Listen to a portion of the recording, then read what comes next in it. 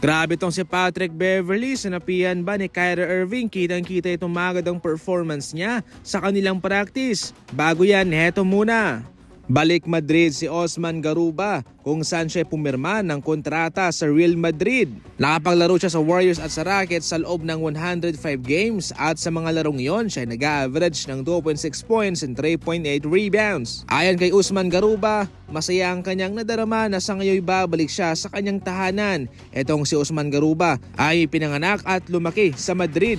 At kaya sa ngayon babalik siya doon sa kanyang bahay sa kanyang bansang sinilangan. Samantala, dinismiss na ang kasong isinampa kay Dwight Howard para sa sexual assault at battery mga idol.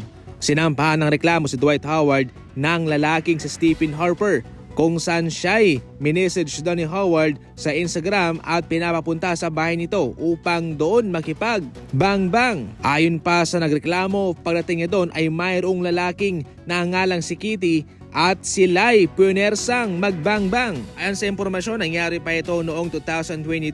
Subalit, hindi nagkaroon ng formal na interview ang mga otoridad at kaya ito'y sinuspende muna yung kaso. At ngayon, nabuhay muli ito.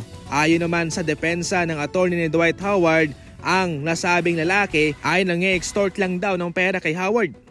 Samantala, heto naman sa ngayon ang mga highest paid NBA players para sa 2024-2025 NBA season. Number 1 sa step na mayroong 55.8 million, Joel Embiid 51.4 million, Nikola Jokic ganun din. And so on, kayo na lang yung bumasa dyan, yung panghuli, yung pang-10 itong si Brown nasa sahod ng 49.2 million. Kung tutuusin, napakalaking pera yan. Subalit kung ating i-divide yan monthly at sa isang buwan, 2 beses yung kanilang sahuran, maliit lang yan kumpara sa kinikita ng liga, especially sa kanilang mga merchandising at sa mga ticket sales at marami pang iba. Mayroon pang mga sponsorships. Marami naman ang nakapansin sa mga galawan ni Patrick Beverley na mayroong haway kay Kyrie Irving. Marami pa nga napakomment na baka siya ay sinapian daw.